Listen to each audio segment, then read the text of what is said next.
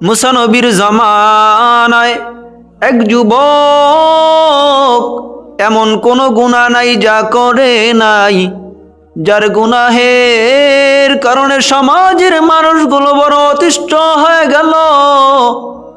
সমাজের মানুষগুলো বড় অতিষ্ঠ হয়ে যায়। সমাজের মানুষগুলো পরামর্শ করে, বলে হায় হায়, এই যুবকের কারণে আমাদের সন্তানগুলো নষ্ট হয়ে যাবে। এর সাথে যদি মিশে, যদি আমাদের এলাকায় থাকে, আমার সন্তানেরাও নষ্ট হয়ে যাবে। কি করা যায়? সমাজের মানুষগুলো সিদ্ধান্ত নিল, এই যুবককে আর এলাকায় রাখা যাবে না, একে এলাকা থেকে বের করে দাও। কয় না না, একে বললে তো বের হবে না।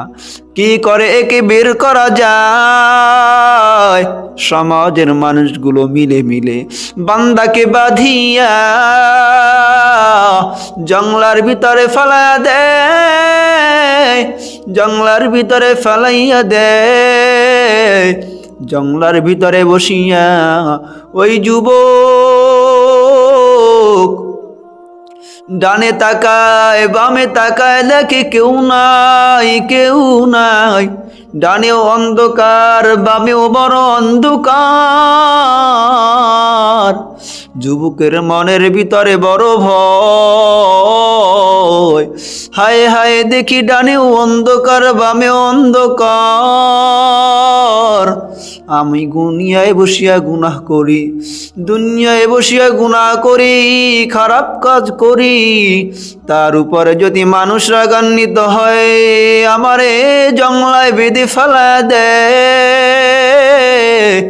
দুনিয়ায় যদি মানুষ আমাকে এত খারাপ ভাবে, এত নিকৃষ্ট ভাবে সমাজ থেকে বেঁধে জঙ্গলায় ফেলাইয়া দেয়, রে আমার মালিকের সামনে তাহলে আমি কেমন করে দাঁড়াবো?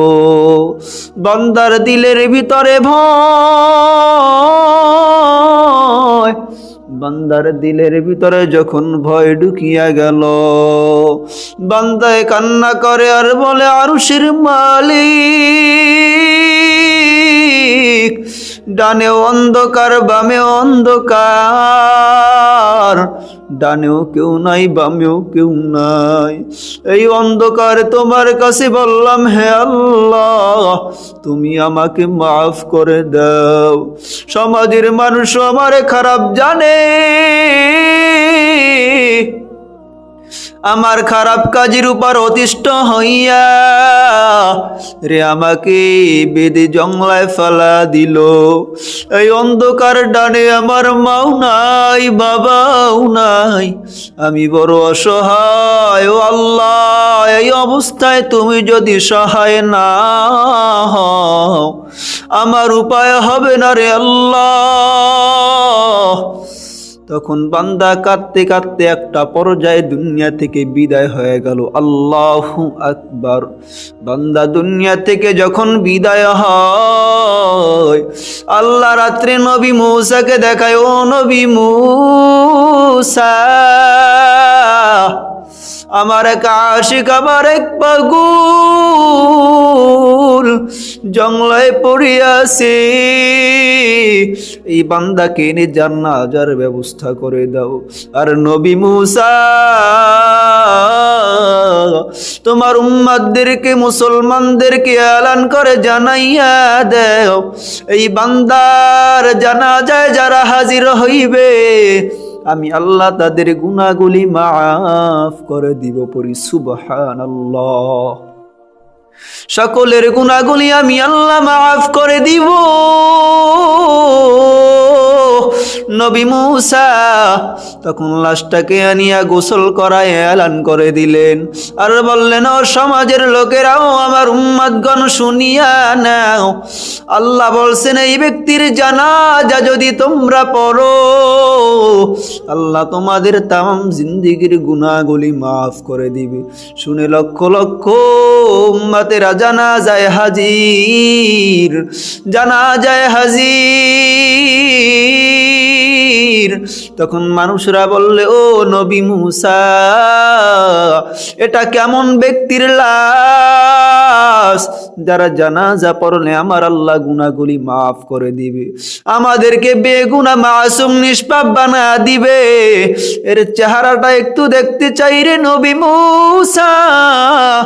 তখন নবী মুসা কয়, দেখো।